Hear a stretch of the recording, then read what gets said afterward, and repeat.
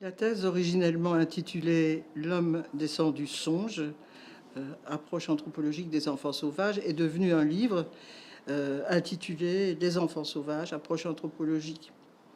Alors cette recherche était assez atypique, elle aussi, dans la mesure où, lorsqu'il l'a reçue, Pierre Nora pensait plutôt à le mettre dans la bibliothèque illustrée des histoires.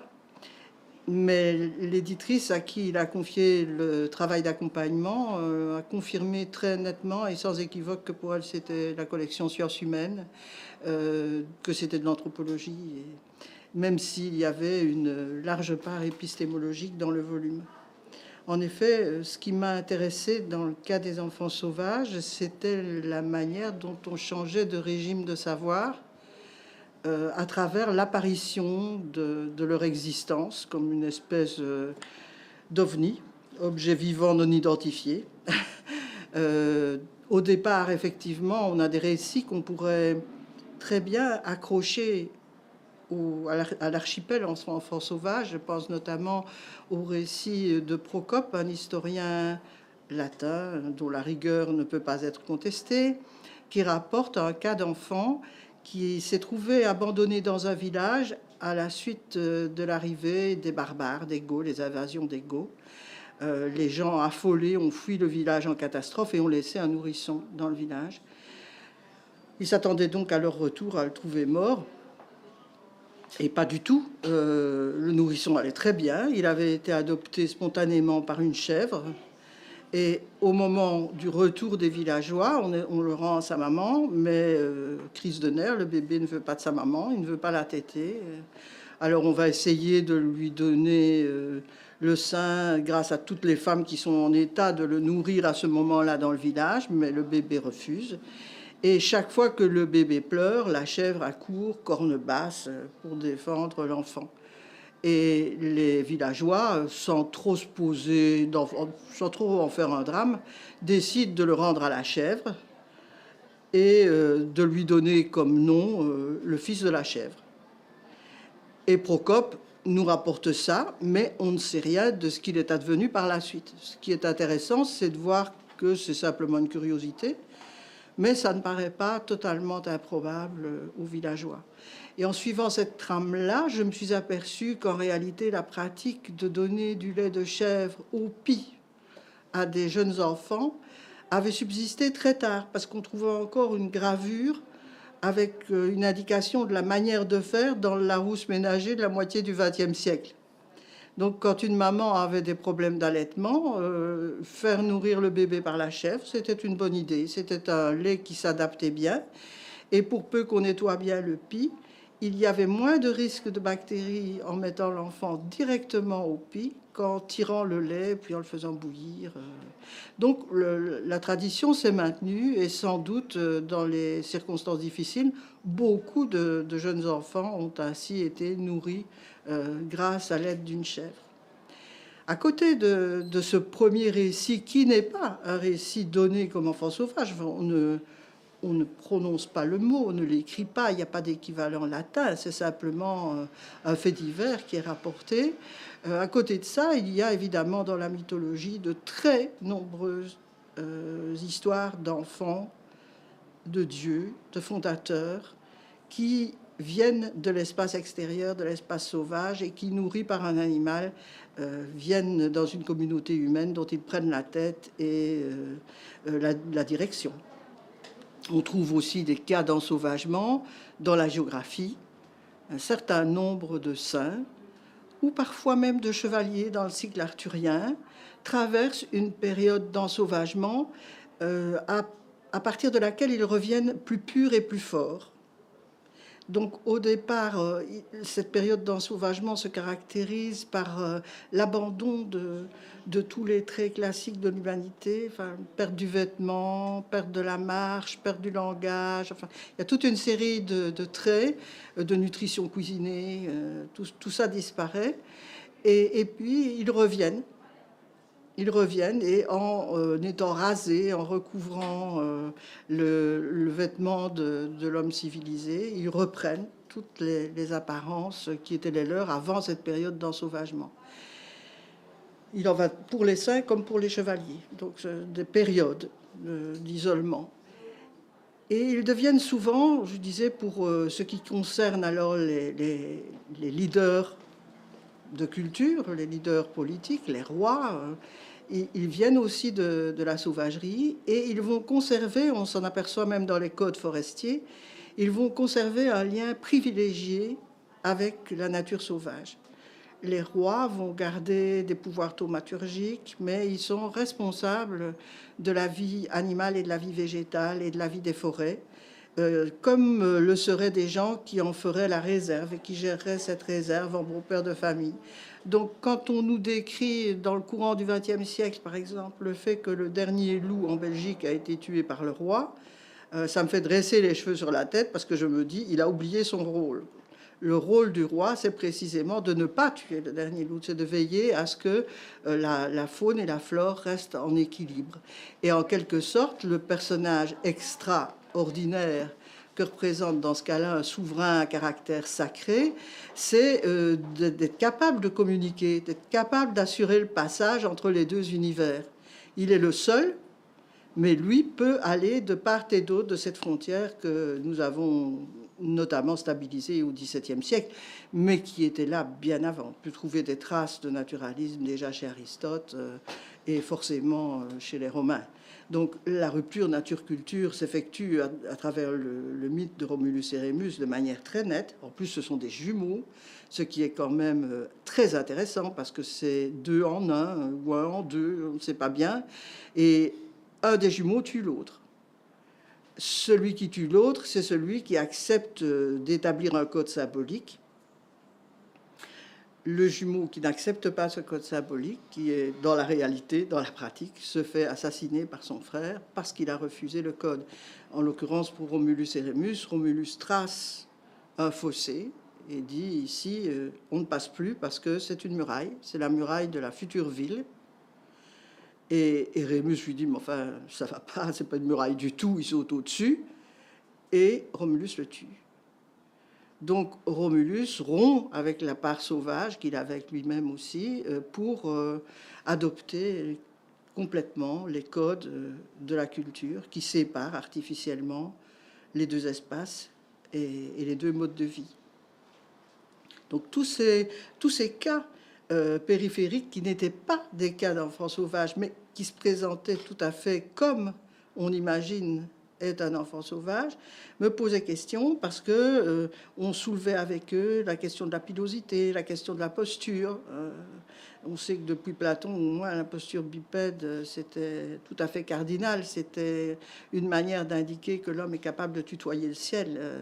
Il a le regard qui se lève, il a le regard haut parce qu'il est un homme. Ceci dit, on s'aperçoit quand on suit les gravures que les peintres étaient relativement irrespectueux vis-à-vis de cette position. On a des gravures de Nabuchodonosor, bien connu dans la Bible aussi pour sa période d'ensauvagement. Nabuchodonosor à 4 pattes, la tête baissée, qui broute de l'herbe, et à côté de lui, un dromadaire ou un chamois, camélidé en tout cas, dont on voit clairement que l'œil est posté vers le ciel, naturellement, par posture. Donc les graveurs ne le disent pas, ils ne commentent pas, mais ils introduisent une perturbation dans la représentation qui montre que l'homme est loin d'être le seul à avoir cette capacité à tutoyer le ciel du regard. Donc j'accumule progressivement ces cas.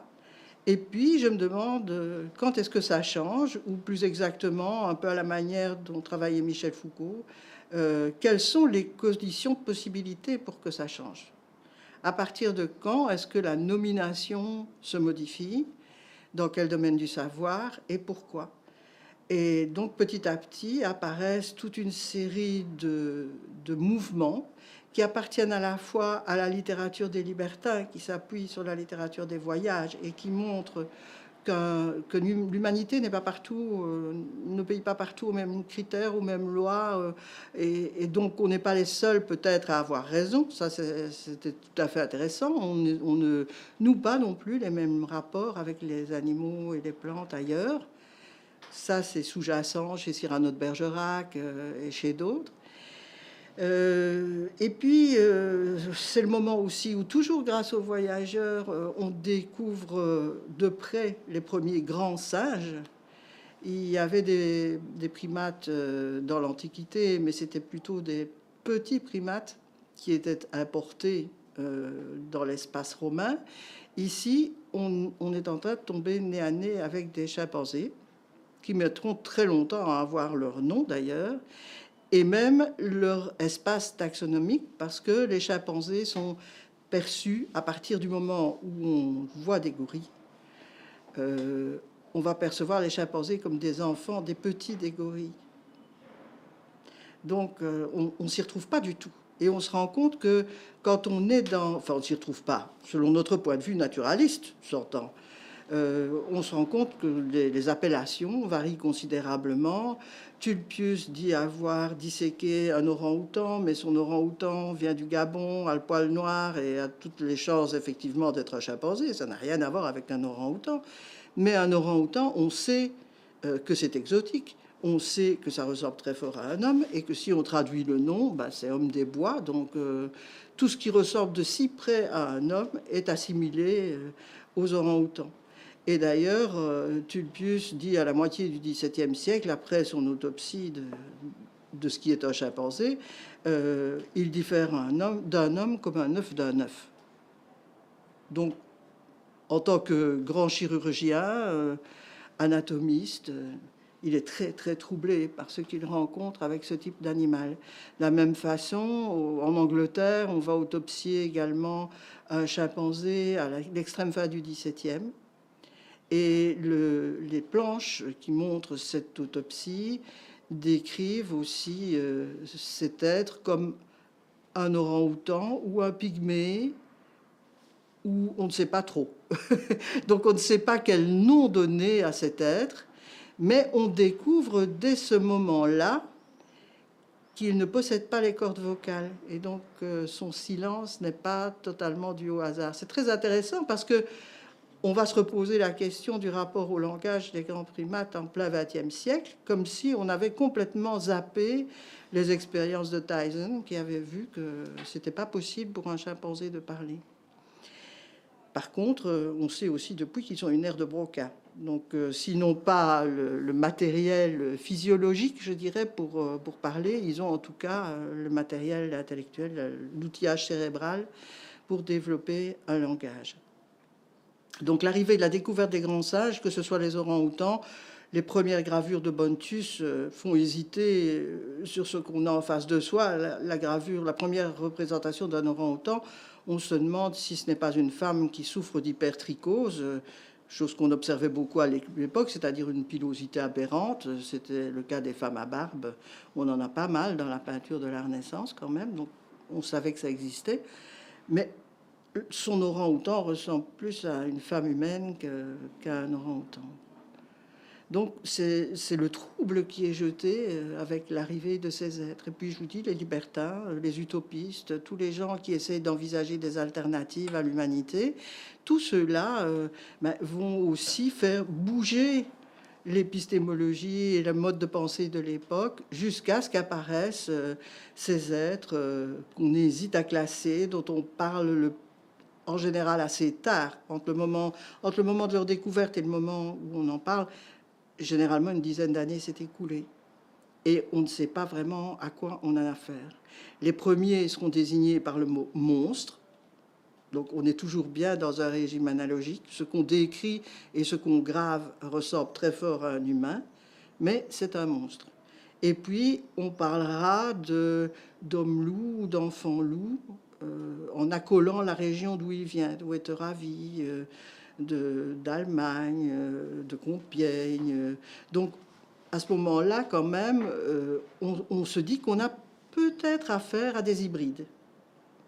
Ce qui n'est pas vraiment surprenant en régime analogique. L'hybridation est tout à fait pensable.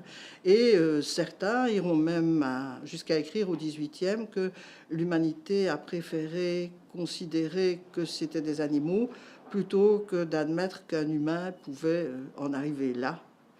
Et donc on préférait les considérer comme des hybrides que comme des êtres humains qui avaient eu un parcours étrange et avec toutes les conséquences que ça pouvait avoir. Puis plus on avance dans le temps, plus on se rend compte qu'ils attrapent des prénoms. Et ça, c'est intéressant parce qu'on est passé du stade enfant géographiquement situé à tout d'un coup un accueil dans l'humanité. Accueil qui est extrêmement réservé au départ. On les baptise, mais parce que, en général, par précaution, on baptisait un maximum en se disant on ne sait jamais, ça servira peut-être. Donc on va toujours baptiser.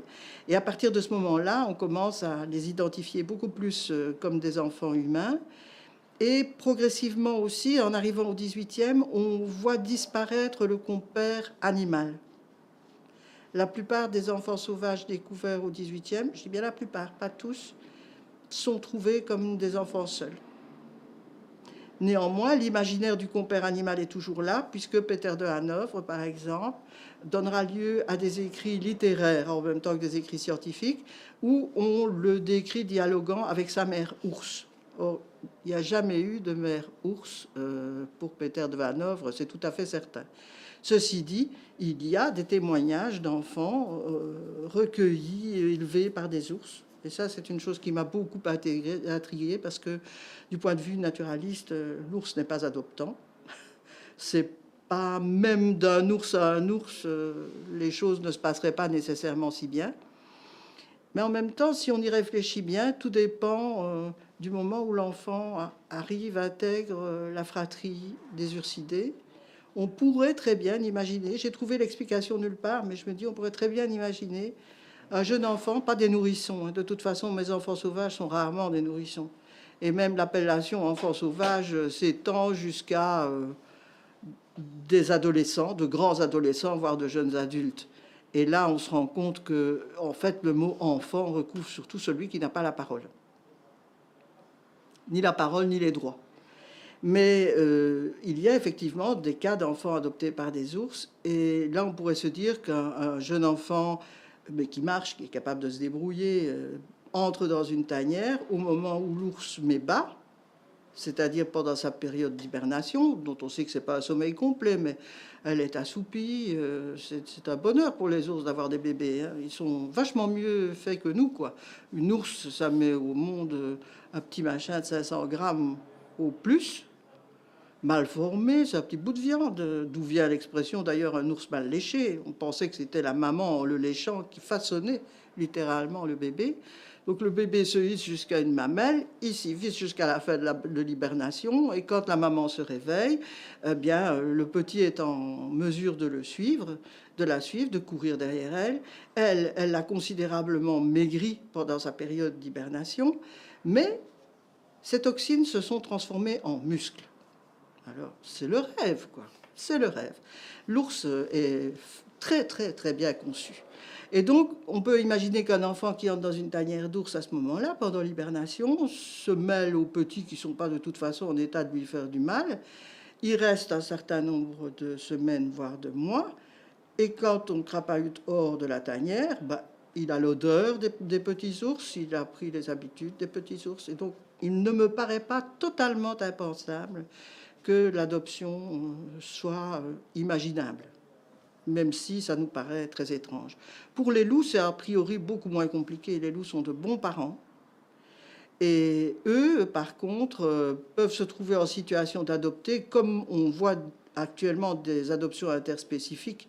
On voit des chiens qui adoptent des chats, on a même filmé une lionne qui avait adopté une gazelle. Donc ce sont des situations dans l'espace sauvage, donc sans intervention humaine.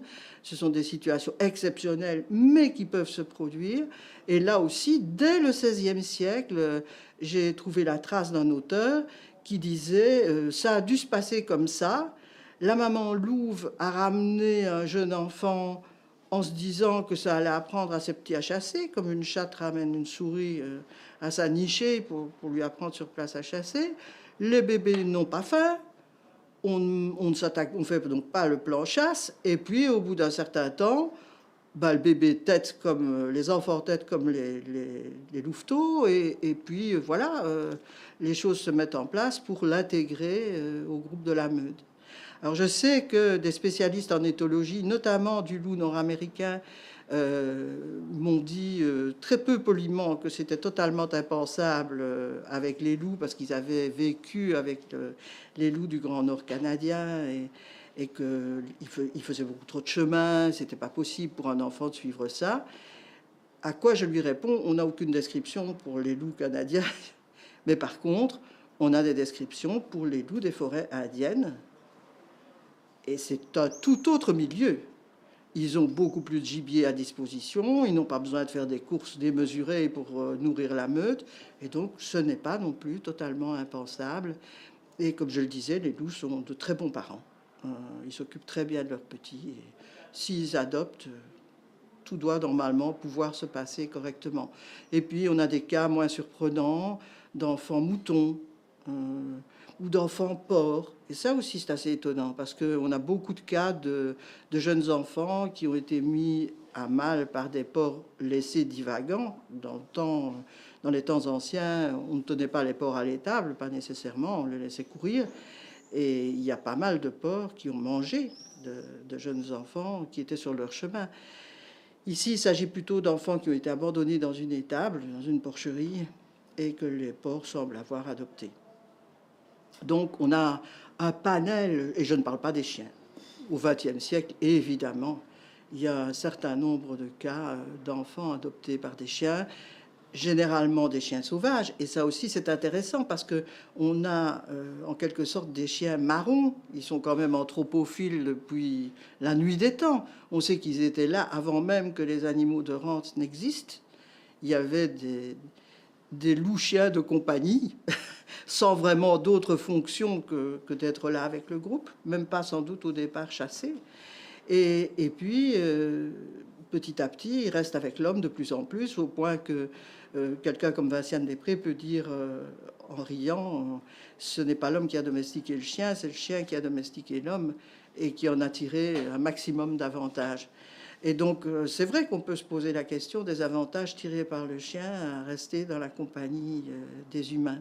Ces chiens-là sont des chiens qui ont pris leur distance avec la compagnie des humains. Ils se sont réensauvagés, ils forment des bandes qui peuvent être dangereuses. On sait que les chiens sauvages peuvent être extrêmement agressifs. On sait aussi qu'ils le sont vis-à-vis du bétail, et que dans bon nombre de cas, des ravages attribués à des loups sont en réalité dus à des chiens ensauvagés, mais comme on ne rembourse pas les dégâts faits par les chiens ensauvagés et qu'on ne prête qu'aux riches, on dit c'est le loup. Donc nos chiens sauvages, ils ne sont pas commodes. Et pourtant, un certain nombre d'entre eux ont accepté des jeunes enfants, notamment dans l'URSS en plein bouleversement. On a des témoignages d'enfants qui quittent délibérément la maison familiale vers les 4 ans. 4-5 ans, avec des parents alcooliques, drogués, dans un état lamentable, violent. Et l'enfant, à cet âge-là, prend ses clics et ses claques, il s'en va. Et se fait intégrer à une meute de chiens, où il offre l'avantage de sa position verticale, c'est-à-dire qu'il voit de loin un ennemi possible. Et il peut aider aussi lorsqu'il s'agit de mendier de la nourriture ou d'en trouver dans les poubelles. Donc ces petits enfants-là vivent avec les chiens et ne rêvent que de chiens. On a le cas d'Yvan, par exemple, qui a été capturé après beaucoup de stratégies, parce que les chiens ne voulaient pas se séparer de l'enfant et l'enfant ne voulait pas se séparer des chiens. Donc il a fallu mettre au point des dispositifs qui permettaient d'écarter les chiens et de s'emparer de l'enfant. L'enfant est maintenant dans un orphelinat et il rêve de chiens toutes les nuits. Alors ça soulève une autre question vis-à-vis des enfants sauvages, évidemment. Pourquoi intervenir ? Tous les récits nous montrent des interventions présentées comme des sauvetages. On les a sauvés. Et en même temps, des enfants dont tout dans le comportement indique qu'ils ne voulaient pas spécialement être sauvés et même qu'ils ne demandent qu'à repartir. Mais il reste que c'est un problème relativement insoluble dans la mesure où ils sont en situation de personnes en danger. Si ceux qui les capturent ne sont pas bienveillants, ils peuvent se retrouver monstres de foire ou Dieu sait quoi. Et donc, qu'est-ce qu'on fait dans ces cas-là? Ça a même été posé de manière très fine, je trouve très intelligente, dans un film grand public de Jodie Foster, Nell, où deux scientifiques rencontrent une jeune fille qui est en situation d'ensauvagement, qui a grandi avec sa maman seule, mais la maman a fait un AVC, donc elle n'a pas pu l'éduquer sur le plan langagier, qui avait une jumelle, mais la jumelle est morte. Et on retrouve toutes les structures des grands mythes, et dans les deux scientifiques, un scientifique qui veut l'extraire d'où elle est, une linguiste, évidemment, les linguistes sont en général en première ligne dans ces cas-là, et un autre qui veut la laisser sur place, et il faut se mettre d'accord de savoir qui a raison. Et en fait, il n'y a pas de bonne réponse, parce que tous les cas d'enfants sauvages se terminent de manière assez tragique finalement. Que ce soit des enfants de la nature, enfin des enfants trouvés en forêt ou avec des animaux, que ce soit des enfants placards que l'on sort quelquefois comme Jenny en 70 après 13 ans d'isolement chez ses parents. Ces enfants-là sont relativement irrécupérables, ou alors il faudrait un investissement vraiment très fort de la part des scientifiques qui voudraient s'y consacrer. Jenny a été adoptée à plusieurs reprises de manière plénière par des couples de scientifiques, donc on aurait dû se dire ça va marcher, mais c'est très lourd de s'occuper d'un enfant de ce type, et presque tous ont jeté l'éponge. Et finalement, Jenny s'est retrouvée en famille d'accueil qui n'avait pas assez d'informations sur elle et elle l'a régressée, puis placée dans des foyers pour adultes où elle végète. Elle n'est plus une jolie petite fille. Et donc, l'intérêt chute. L'intérêt qu'elle avait attiré chute brutalement.